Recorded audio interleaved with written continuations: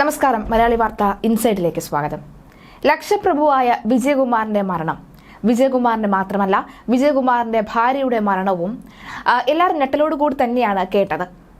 അമിത് ഒറാങ് പറയുന്ന ഓരോ കാര്യങ്ങളും തൊണ്ട തൊടാതെ വിഴുങ്ങുകയാണ് ഇപ്പോൾ പോലീസ് ചെയ്യുന്നത്. തന്റെ വ്യക്തിപരമായ വൈരാഗ്യത്തെ തുടർന്ന് ഈ വിജയകുമാറിനെ കൊല്ലാൻ തന്നെയാണ് താൻ എത്തിയത് എന്ന് പറയുകയും ഒക്കെ ചെയ്യുന്നത് തൊണ്ട തൊടാതെ വിഴുങ്ങുകയാണ് പോലീസ്. പക്ഷേ പലതരത്തിലുള്ള ദുരൂഹതകളുണ്ട്.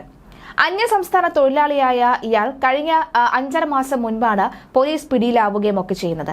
അതായത് ആദ്യഘട്ടത്തിൽ ഈ പറയുന്ന വിജയകുമാറിന്റെ മൊബൈൽ ഫോൺ തട്ടിയെടുത്തു. അതുവഴി 4 അക്കൗണ്ടിൽ നിന്നും 2,78,000 രൂപ അധികം ഇയാളുടെ അക്കൗണ്ടിലേക്ക് മാറ്റിയതടക്കമുള്ള സാമ്പത്തിക തട്ടിപ്പിനും അതുപോലെ തന്നെ മോഷണ ശ്രമത്തിനും ഒക്കെ കേസ് ചാർത്തിക്കൊണ്ടാണ് 5.5 മാസം ഇയാൾ ജയിലിൽ കിടന്നത്. പൊടുന്നതിന് തന്നെ കോട്ടയത്ത് നിന്നുള്ള 2 യുവതികൾ ഇയാളെ ജാമ്യത്തിൽ ഇറക്കുന്നുമുണ്ട്. ഒരു അന്യസംസ്ഥാന തൊഴിലാളിക്ക് വേണ്ടി കോട്ടയത്ത് നിന്നും യുവതികൾ ഇറങ്ങിയത് എന്തിനു വേണ്ടി? ആരാണ് ആ യുവതി? മാത്രമല്ല, മരണശേഷവും ഡോക്ടർ മീരയുടെയും അതുപോലെ തന്നെ വിജയകുമാറിന്റെയും മൊബൈൽ ഫോണുകൾ ഇയാൾ മോഷ്ടിച്ചുകൊണ്ട് പോവുകയും അത് ഉപേക്ഷിക്കുകയും ചെയ്തിരുന്നു. ഒടുവിൽ DVR ലഭിച്ച തോട്ടിന്റെ അരികിലുള്ള മറ്റൊരു തോട്ടിൽ നിന്നും ഒരു ഫോൺ മാത്രമാണ് ഇപ്പോഴും കണ്ടെത്തിയത്. അങ്ങനെയെങ്കിൽ വിജയകുമാറിന്റെ ഫോൺ അവിടെ നിന്ന് മാറ്റണമെന്ന് ആർക്കെങ്കിലും പിടിവാശി ഉണ്ടായിരുന്നോ? ഈ കൊലപാതകം നടന്നത് ഫോൺ മോഷ്ടിക്കണം എന്ന കൊട്ടേഷന്റെ ഭാഗമായിട്ടാണോ എന്ന സംശയവുമുണ്ട്. CBIയും പോലീസും ഈ ഒരു കേസിന് വിജയകുമാറിന്റെ മരണവുമായി ബന്ധപ്പെട്ട് അല്ലെങ്കിൽ ഈ ഒരു കേസിന് വിജയകുമാറിന്റെ മകന്റെ മരണവുമായി ബന്ധപ്പെട്ട് യാതൊരുവിധ ബന്ധമില്ല എന്ന് പറഞ്ഞ് ഫുൾ സ്റ്റോപ്പ് ഇടുകയാണ്. എന്നാൽ പലതരത്തിലുള്ള ദുരൂഹതകൾ ഇനിയുമുണ്ട്. ഇതൊരു കൊലപാതകമാണ് എന്നുണ്ടെങ്കിൽ, അതായത് ഈ അമിത് ഒറാങ് എന്ന് പറയുന്ന ഈ അന്യസംസ്ഥാന തൊഴിലാളിയുടെ വ്യക്തിപരമായ വൈരാഗ്യമല്ല എന്നുണ്ടെങ്കിൽ, അതുക്കും മേലെ ഏതെങ്കിലും ഒരു കറുത്ത കരങ്ങൾ ഇതിനു പിന്നിൽ പ്രവർത്തിച്ചിട്ടുണ്ടെങ്കിൽ ഇനിയും ശ്രീവത്സത്തിൽ കൊലപാതകങ്ങൾ നടക്കാനുള്ള സാധ്യത ഏറെയാണ്. പോലീസിന് അതൊന്നും തന്നെ തള്ളിക്കളയാനും സാധ്യതയില്ല. എന്തായാലും തിരുവാതുക്കൽ ഇരട്ട കൊലപാതക കേസിൽ അറസ്റ്റിലായ പ്രതി അമിത് ഒറാങ്ങിന് പിന്നിൽ വമ്പൻ സംഘം ഉണ്ടാകാൻ സാധ്യതകൾ ഏറെയാണ്. അന്വേഷണത്തിൽ കേസിലെ പ്രധാന തെളിവായ ഹാർഡ് ഡിസ്ക് വീടിന്റെ പരിസരത്തെ തോട്ടിൽ നിന്നും കണ്ടെത്തി. പ്രതി ഉപേക്ഷിച്ച 2 മൊബൈൽ ഫോണുകളിൽ ഒന്നുകൂടി കണ്ടെത്താനുണ്ട്. പ്രതിയുടെ മൊഴി പ്രകാരം അമിത് കോട്ടയത്ത് നിന്നും ഓട്ടോയിൽ കയറി തിരുവാതുക്കൽ എത്തി. ഇവിടെ നിന്നും 150 മീറ്റർ ദൂരം മാത്രമാണ് കൊലപാതകം നടന്ന വീട്ടിലേക്ക് ഉള്ളത്. ഇവിടേക്ക് നടന്നെത്തി കൊലപാതകം നടത്തിയ ശേഷം തിരിച്ച് കോട്ടയത്തേക്കും നടന്നാണ് പ്രതി പോയത്. കോട്ടയത്ത് ഇയാൾ താമസിച്ചിരുന്ന ലോഡ്ജിലേക്ക് നടന്നതിനിടെയാണ് പ്രതി കയ്യിലുണ്ടായിരുന്ന 2 മൊബൈൽ ഫോണുകൾ തോട്ടിൽ ഉപേക്ഷിച്ചത്. പ്രതിയുടെ പക്കൽ 10ഓളം ഫോണുകളും 20ഓളം സിം കാർഡുകളും ഉണ്ട്. എന്നിട്ടും എന്തുകൊണ്ട് ഈ 2 ഫോണുകൾ മാത്രം ഉപേക്ഷിച്ചു എന്നാണ് പോലീസ് അന്വേഷിക്കുന്നത്.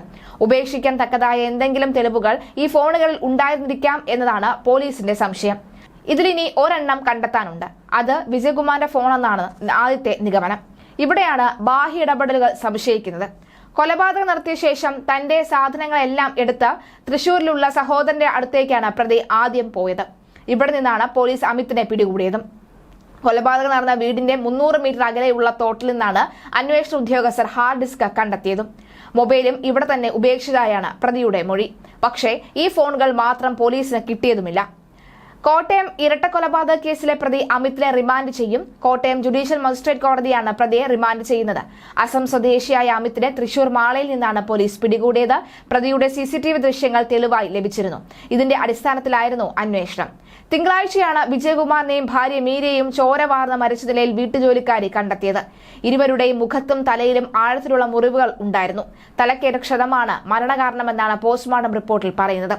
വസ്ത്രങ്ങളില്ലാത്ത നിലയിലായിരുന്നു മൃതദേഹങ്ങൾ കിടന്നിരുന്നത്. പ്രതി മനഃപൂർവ്വം ഇവരെ വിവസ്ത്രരാക്കുകയായിരുന്നു എന്നാണ് സംശയിക്കുന്നത്. അമ്മിക്കല്ലും കോടാലിയും ഉപയോഗിച്ച് ഇവരുടെ മുഖം വികൃതമാക്കിയ നിലയിലായിരുന്നു. അമിത് ഒറാങ് വിജയകുമാറിന്റെ വീട്ടിലും ഓഡിറ്റോറിയത്തിലും 3 വർഷമായി ജോലി ചെയ്തിരുന്നു. കഴിഞ്ഞ ദിവസം ഈ ഒരു കേസുമായി ബന്ധപ്പെട്ട പോലീസ് ഉദ്യോഗസ്ഥർ നൽകിയ ആ ഒരു വിശദീകരണം ഒന്ന് കേൾക്കാം. കേസുകളിൽ ആളുകളെ ജാമ്യത്തിലെടുക്കുന്ന ഒരു ഇതുണ്ടോ, അതോ ഈ ഇത്തരം ഒരു വിഷയം മാത്രമാണ്, ഈ അമിത്തിന്റെ വിഷയത്തിൽ മാത്രമാണ്? അമിത്തിന്റെ വിഷയം മാത്രമാണ് നമുക്കിപ്പോൾ ശ്രദ്ധയിൽപ്പെട്ടിട്ടുള്ളൂ. കൂടുതൽ അന്വേഷിക്കേണ്ടതായി. അമിത് ജാമ്യത്തിൽ ഇറങ്ങിയതിനു ശേഷം ഇവിടെ തന്നെ ഉണ്ടായിരുന്നു. അമിത് ജാമ്യത്തിൽ ഇറങ്ങി പിറ്റേ ദിവസം പോലീസ് സ്റ്റേഷനിൽ വന്നിരുന്നു. 2-3 ദിവസം ഇവിടെ തന്നെ ഉണ്ടായിരുന്നു. അതിനുശേഷം അയാള് ഇടുക്കി ജില്ലയിലെ മറ്റെവിടെയോ പോയിട്ട് ഒരു ഹോട്ടലിൽ ജോലിയായിട്ട് പോയി. സാർ, ഈ അമിത്തിന്റെ ജാമ്യ വ്യവസ്ഥ എന്തായിരുന്നോ? അത് കോട്ടയം ജില്ലയിൽ പ്രവേശിക്കുന്നത് അങ്ങനെ എന്തെങ്കിലും ജാമ്യ വ്യവസ്ഥകൾ ഉണ്ടായിരുന്നില്ല. കാരണം നമ്മൾ അപ്പോഴേക്കും കുറ്റപത്രം സമർപ്പിച്ചിരുന്നു. 5.5 മാസത്തോളം റിമാൻഡിൽ കിടന്നതിനിടയിൽ കഴിഞ്ഞ സെപ്റ്റംബറിൽ രജിസ്റ്റർ ചെയ്ത കേസാണ്. അമിത് ജാമ്യത്തിൽ ഇറങ്ങുന്നതിന് മുൻപേ നമ്മൾ കുറ്റപത്രം സമർപ്പിച്ചിരുന്നുണ്ട്. വേറെ ജാമ്യവ്യവസ്ഥകളൊന്നും ഉണ്ടായിരുന്നു. ുള്ള ഇടപെടൽ അല്ലെങ്കിൽ വേറെ ഏതെങ്കിലും മറ്റാരെങ്കിലും ഈ അമിത്തിനെ ഉപയോഗിച്ചതായിട്ട് അങ്ങനെ എന്തെങ്കിലും രീതിയിലുള്ള സംശയം നമുക്കുണ്ടോ? അതോ മകന്റെ മരണവുമായിട്ട് ബന്ധപ്പെട്ട് വിജയകുമാർ ഹൈക്കോടതിയിൽ ഉൾപ്പെടെ സമീപിച്ചിരുന്നു. അത് മാത്രമല്ല, മകൻ മരിച്ച സമയത്തുള്ള പോലീസിന്റെ ഇൻവെസ്റ്റിഗേഷന്റെ സമയത്തോ ഒന്നും തന്നെ വിജയകുമാറിന് ശത്രുതയുള്ള ഒരു വ്യക്തിയെ കുറിച്ചും യാതൊരുവിധ അറിവും പോലീസിന് ലഭ്യമായിരുന്നില്ല. അത് സബ് ഡിവിഷൻ മജിസ്ട്രേറ്റ് കോടതിയിലാണ് നമ്മൾ ചാർജ് സമർപ്പിച്ചത്. അശോക് മരണത്തിന് കേസ് ഫയൽ ചെയ്ത് ചാർജ് സമർപ്പിക്കുകയാണ് ചെയ്തത്. അതിനുശേഷവും കഴിഞ്ഞ മാസം കൂടി വിജയകുമാർ എന്നെ വന്ന് കണ്ടിരുന്നു. CBIക്ക് കേസ് ട്രാൻസ്ഫർ ചെയ്യാനുള്ള ഹൈക്കോടതിയുടെ ഉത്തരവിന്റെ അടിസ്ഥാനത്തിൽ CD ഫയൽ എത്ര വേഗം കൈമാറണമെന്ന് അന്വേഷിക്കാനാണ് വിജയകുമാർ വന്നിരുന്നത്. അതിന്റെ അടിസ്ഥാനത്തിൽ കഴിഞ്ഞ മാസം തന്നെ നമ്മൾ CBIക്ക് CD ഫയൽ കൈമാറി. അപ്പോഴൊന്നും വേറൊരു ശത്രുതയെ പറ്റിയിട്ടോ അങ്ങനെ വൈരാഗ്യത്തെ പറ്റിയിട്ടോ ഒന്നും തന്നെ വിജയകുമാർ പറഞ്ഞിട്ടില്ല.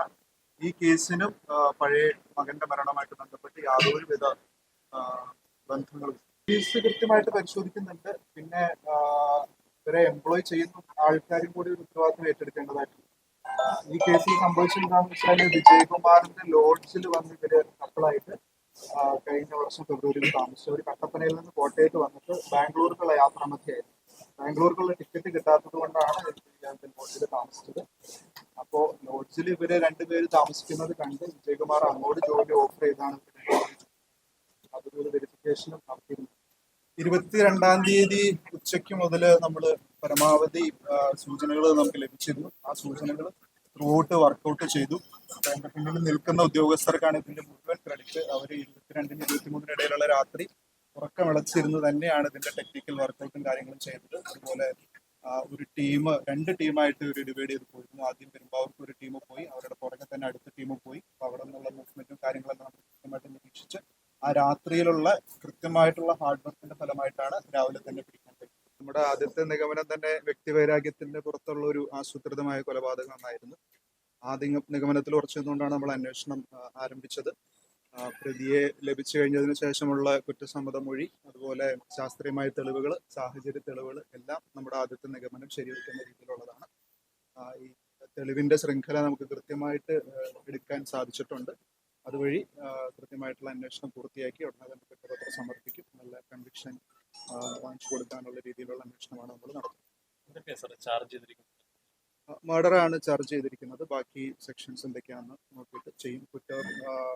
തെളിവ് നശിപ്പിക്കൽ പോലെയുള്ള സെക്ഷൻസ് ആഡ് ചെയ്യാനുണ്ടോ എന്നുള്ളത് പരിശോധിക്കും. ഇത്തവണ അയാൾക്ക് ശത്രുത മാത്രമേ ഉണ്ടായിരുന്നുള്ളൂ. വേറെ വസ്തുവകകളൊന്നും വീട്ടിൽ നിന്ന് മോഷണം പോയിട്ടില്ല. വിജയകുമാർ ഒരു അടിമയോടെന്ന പോലെയാണ് പെരുമാറിയിരുന്നത്. പലതവണ ശമ്പളം ചോദിച്ചിട്ടും തരാതിരുന്നതോടെയാണ് മൊബൈൽ മോഷ്ടിച്ചത്. വിജയകുമാറിന്റെ ഫോണിൽ ഉണ്ടായിരുന്ന സിം കാർഡ് സ്വന്തം മൊബൈലിലേക്ക് മാറ്റി. ഗൂഗിൾ പേ, മൊബൈൽ, ഇൻസ്റ്റഗ്രാം ചെയ്തു. നമ്പർ ലിങ്ക് ചെയ്യുന്ന വിധത്തിൽ ബാങ്ക് അക്കൗണ്ടുകളിൽ നിന്നായി 2,78,000 രൂപ മാറ്റി. ഭാര്യ പറഞ്ഞതോടെ ഇത് തിരികെ കൊടുക്കാൻ ശ്രമിച്ചു. പക്ഷേ പോലീസ് കേസായതിനാൽ പണം തിരികെ ട്രാൻസ്ഫർ ചെയ്യാനാകില്ല എന്ന് ബാങ്ക് അധികൃതർ വ്യക്തമാക്കി. ജയിലിൽ നിന്നിറങ്ങിയ ശേഷം പണം തിരികെ നൽകാമെന്നും കേസ് പിൻവലിക്കണമെന്നും വിജയകുമാറിനോട് ഫോണിലൂടെ ആവശ്യപ്പെട്ടു. വിജയകുമാർ ആവശ്യം നിഷേധിച്ചതോടുകൂടിയാണ് കൊല ചെയ്യാൻ തീരുമാനിച്ചത്. ആദ്യം വിളക്കെടുത്ത് തലക്കടിച്ച് കൊലപ്പെടുത്താനാണ് ശ്രമിച്ചത്. ഇത് നടക്കില്ല എന്ന് കണ്ടതോടുകൂടി വീടിനുള്ളിൽ നിന്ന് തന്നെ കോടാലിയെടുത്തു. അമിത് ഒറാങ് പോലീസിനോട് പറഞ്ഞ കാര്യങ്ങളാണിത്. ഏറെ നാളത്തെ പ്രണയത്തിനൊടുവിലാണ് താൻ വിവാഹം കഴിച്ചത് എന്നും ഗർഭകാലത്ത് ഭാര്യയെ പരിചരിക്കാൻ കഴിയാതെ വന്നതാണ് പ്രതികാരത്തിന് കാരണമെന്നും പ്രതി പോലീസിന് മൊഴി നൽകിയിട്ടുണ്ട്. അമിത്തിന് ജയിലിൽ നിന്ന് പുറത്തിറങ്ങാൻ സൗകര്യമുണ്ടാക്കിയത് ജയിലിൽ കൂടെ ഉണ്ടായിരുന്ന കല്ലറ സ്വദേശി ഫൈസൽ ഷാജിയാണ്. ജാമ്യത്തിന് ആളെ നൽകിയതും ഫൈസൽ ഷാജി തന്നെയാണ്. അപ്പോൾ ഈ കൊലപാതകവുമായി ബന്ധപ്പെട്ട് ജയിലിനുള്ളിൽ ഫൈസൽ ഷാജിയുമായും ഇവർ തമ്മിൽ ഡിസ്കഷൻ നടത്തിയിരുന്നു, ചർച്ചകൾ നടത്തിയിരുന്നു. എങ്ങനെ കൊലപാതകം നടത്താമെന്ന രീതിയിലൊക്കെ തന്നെ ചർച്ചകൾ നടത്തിയിരുന്നു. അതുകൊണ്ട് തന്നെ ഫൈസൽ ഷാജിയുടെ ഇടപെടൽ കൂടി ഈ ഒരു കേസിൽ ഉണ്ടാകാനുള്ള സാധ്യത തള്ളിക്കളയാൻ കഴിയില്ല. ഇവർക്കായുള്ള പണം അമിത്തിന്റെ അമ്മ നാട്ടിൽ നിന്ന് അയച്ചു കൊടുക്കുകയാണ് ചെയ്തത്. ജയിലിൽ നിന്ന് പുറത്തിറങ്ങിയ ശേഷം പ്രതി കുമളിയിലെ തട്ടുകടയിൽ ജോലി ചെയ്തു. അവിടെ വെച്ചാണ് വിജയകുമാറിനോട് കേസ് പിൻവലിക്കാൻ ആവശ്യപ്പെട്ട് സംസാരിച്ചത്. നിഷേധിച്ചതോടുകൂടിയാണ് കൊല്ലാൻ തീരുമാനിച്ചത്. ഹോട്ടലിൽ നിന്ന് 8 മണിയോടെ ഇറങ്ങി. 12 മണി വരെ റെയിൽവേ സ്റ്റേഷനിൽ പ്ലാറ്റ്ഫോം ടിക്കറ്റ് എടുത്തിരുന്നു. 12 ഇടങ്ങളിൽ നിന്നും പോലീസ് പ്രതിയുടെ വിരലടയാളങ്ങൾ കണ്ടെത്തിയിട്ടുണ്ട്. കൊലപാതകത്തിന് ശേഷം വീട്ടിലെ CCTV, DVR അടക്കം പ്രതി മോഷ്ടിച്ചിരുന്നു. എന്നാൽ നമ്പറുകൾ ഒഴിവാക്കാൻ ഫോൺ ഓൺ ചെയ്താണ് ഇയാൾക്ക് കുരുക്കായത്. വിജയകുമാർ കൊടുത്ത കേസിൽ 5.5 മാസത്തോളം അമിത് ഒറാങ് റിമാൻഡിലായിരുന്നു. അന്ന് കോട്ടയത്തെ 2 സ്ത്രീകളായിരുന്നു ജാമ്യത്തിൽ എത്തിയത്.